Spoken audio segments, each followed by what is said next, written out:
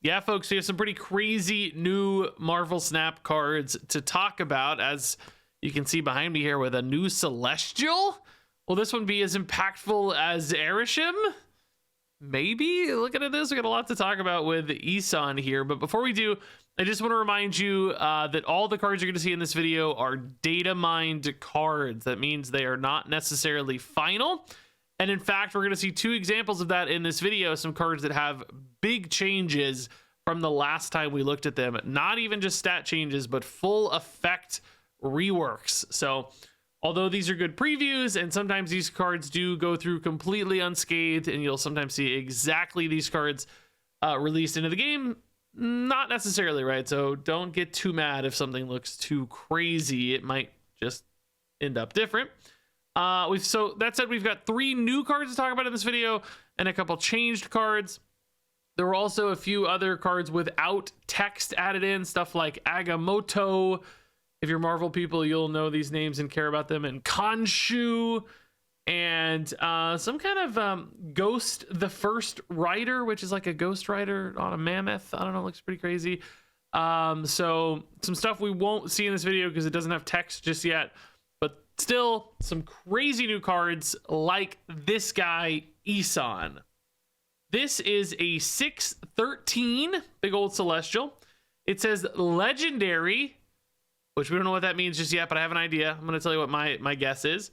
And it reads, at the start of the game, if all your cards have different powers, give them +2 power. So this is kind of a deck building challenge of sorts, where, you know, you have a 1 power card, a 2 power card, a 3 power card. You can't have 2 3 power cards or Eson will turn off.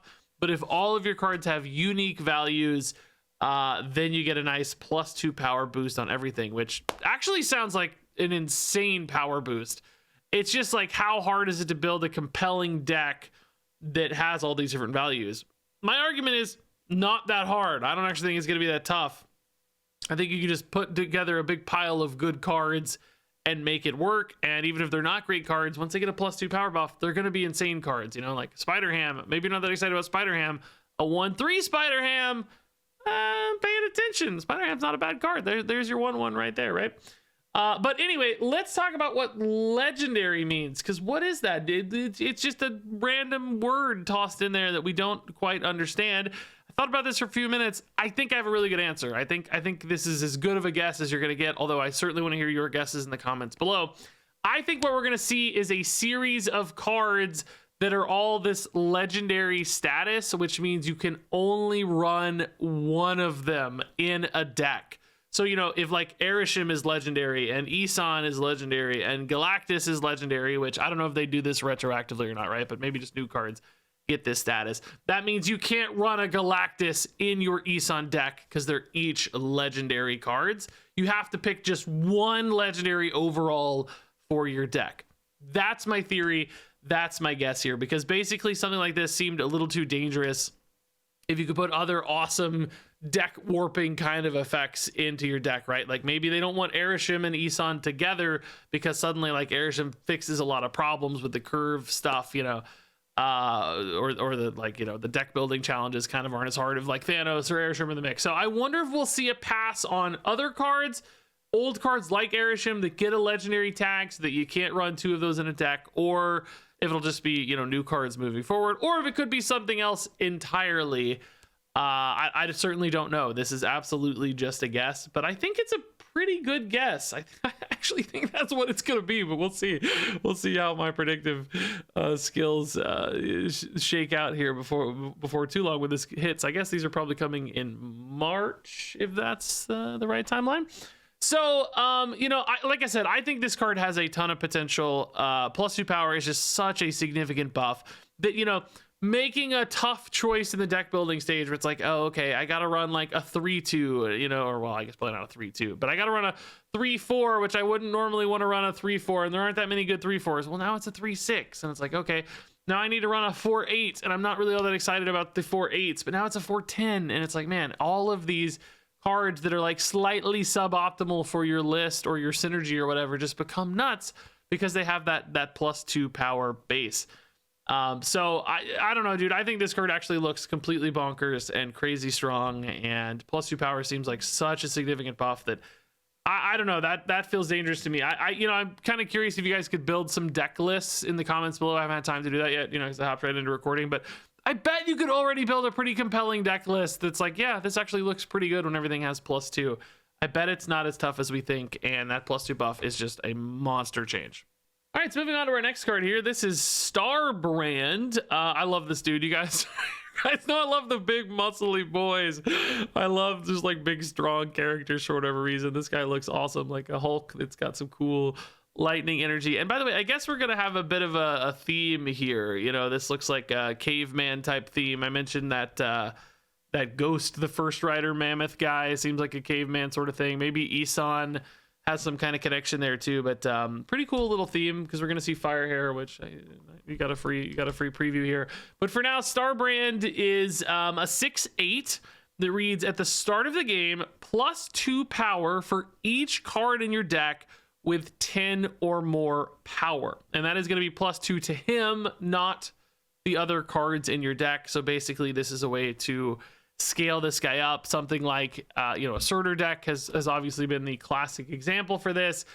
You have 4 or 5 10 power cards in your deck. In a Surtur deck, this guy is getting 8 or 10 extra power, which pushes him up into that upper echelon of giant 6-drops, that like Infinite Blob territory, Red Hulk territory, of course, where you're getting into that like 20 power range, which historically those have proven to be very, very valuable. You kind of have that threshold where once you get past 16, 18 power, the fact that it can just solo a location becomes such a significant threat that can just flip so many scenarios.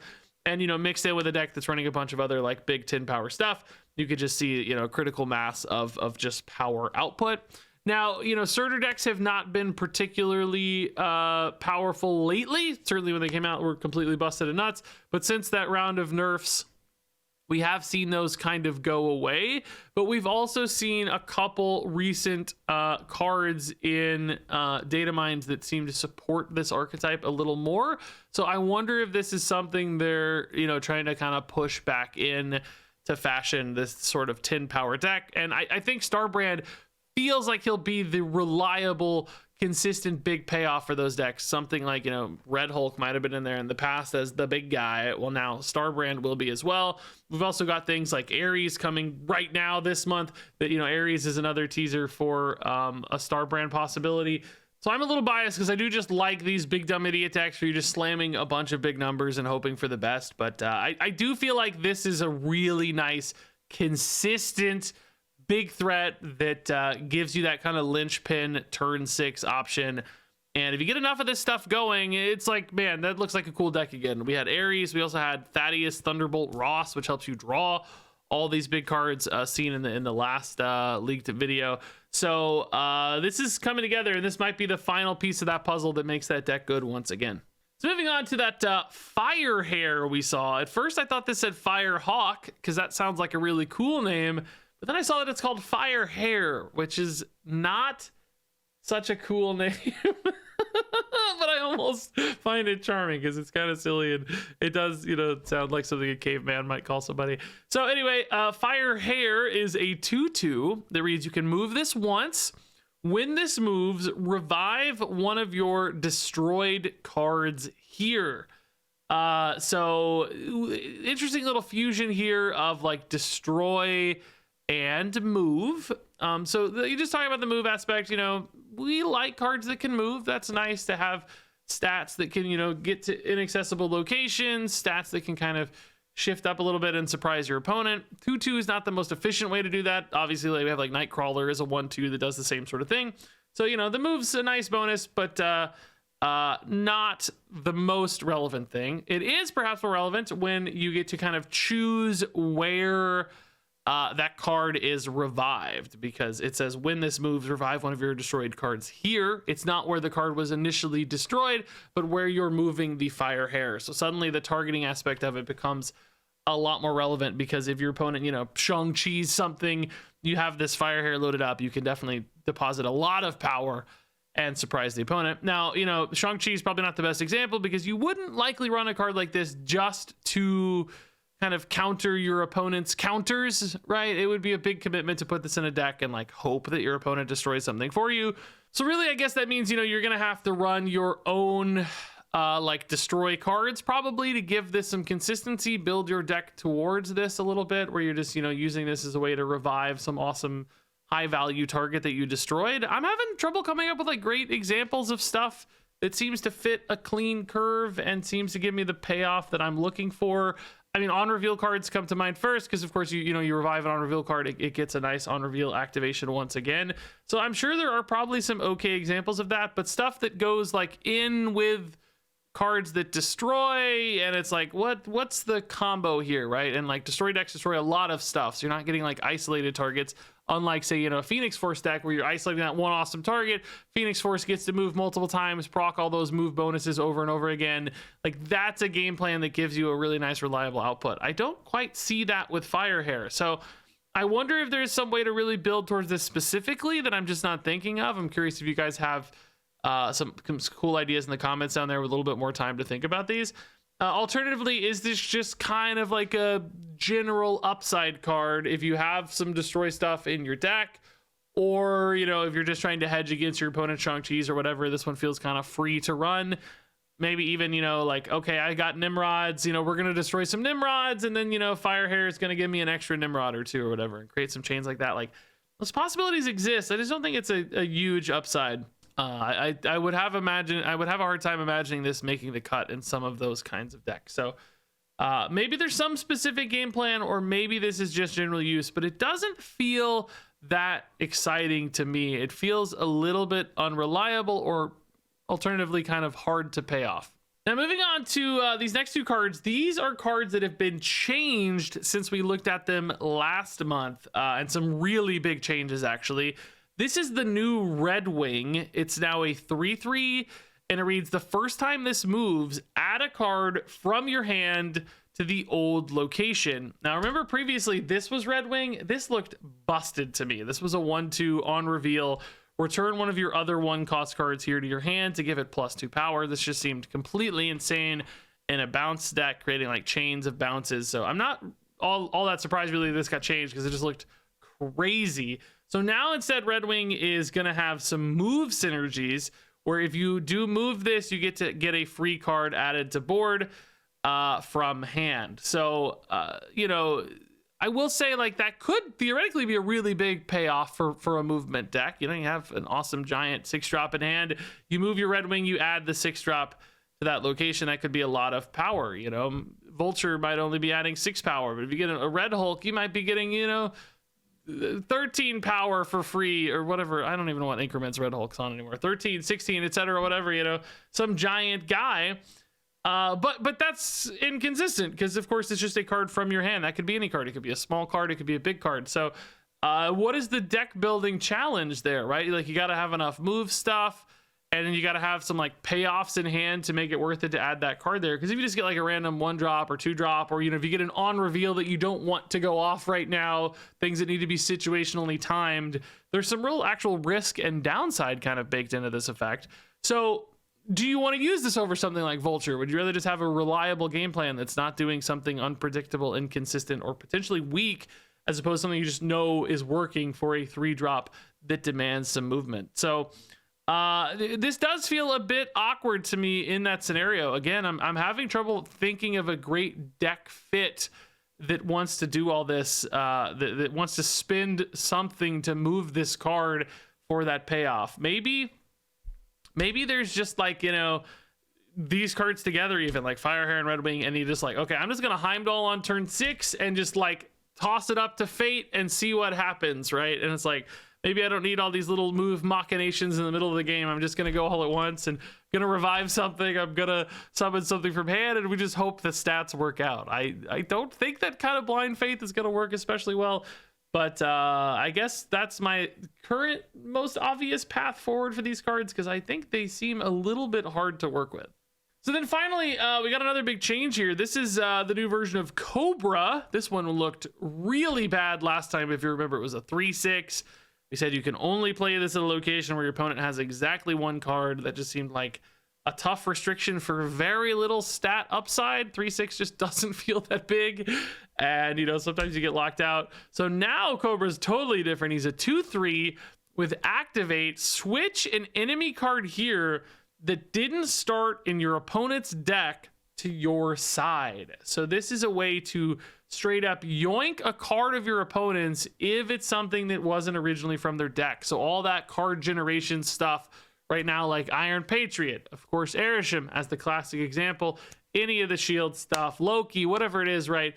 Cobra becomes a tech card for those decks where you can suddenly maybe steal something really big and really nice. I will say, you know, like as an activate, that's cool because you can kind of play it down early and then, you know, proc it later, but it does also sort of show the opponent what's up and they may not want to play their best or anything in that given location. So you might have to kind of catch them by surprise, like play this on turn 5, activate it on turn 6 or whatever, and, you know, hope for the best in that scenario. So there is kind of some upside on activate, but maybe not as much as other cards where this does reveal your plans and allow your opponent to kind of counter it if you try to play this down too early, which could make it a bit awkward from a fit standpoint. There's also just the notion that, you know, in a lot of matchups, this does become a really dead card. If they don't generate anything, then Cobra is just a 2/3. Now, that's not always a problem for tech cards, but often we like tech cards that have a lot of, you know, applications and kind of fit across multiple archetypes and decks and stuff. You know, Shang-Chi, for instance, is a lot of people have big cards, and Shang-Chi can often find something to do, right? Cobra, there's going to be a lot of decks and matchups that are just happy to play their deck. And, you know, it might be one of those that comes into fashion or out of fashion as, you know, an Iron Patriot shows up and Iron Patriot's everywhere. Cobra's good for a week. As that kind of falls out of popularity, Cobra goes away for a while, which is a fine place for a card to exist. And I do like that it gives an outlet to people who are really frustrated by any sort of thing like Arishem or card generation. I will also note too, though, that, you know, this is just a random enemy card that's being switched. It's not like the highest power or anything. So even if your opponent does have some big awesome thing, they might be able to play a small tiny thing next to it, and your Cobra will still sometimes kind of whiff a little bit. But even if you just steal a 1/2, you know, that's still a notable point swing. You're stealing 2, gaining 2, kind of makes this look like a 2/7 if you squint. And then anytime you get something that's big, 5+ power or whatever, suddenly this is a notable swing and probably wins you a location very often. So I like that this card exists. It's one that's hard to kind of build around or plan around, but there will probably be metas where this becomes relevant, and at the very least feels like a great card to a lot of people, even if like the numbers or data don't always back it up. It's probably one of those cards that's nice to exist anyway. So all that said, let's go ahead and rank these cards from best to worst. My number 1 card is Eson. My number 2 card is Starbrand. My number 3 card is Cobra. My number 4 card is Firehair. My number 5 card is Redwing, which went from being one of the most busted cards we'd seen in a long time to what I think is going to be the weakest card out of this batch. So that said, I am curious to hear your thoughts. What do you think about Legendary? How crazy do you think this card is going to be? Share all those thoughts and more down in the comments below. Share any cool deck ideas I didn't think of, combos, synergies, all that stuff. Very curious to see. So thank you as always for your time, and I guess I will see you around.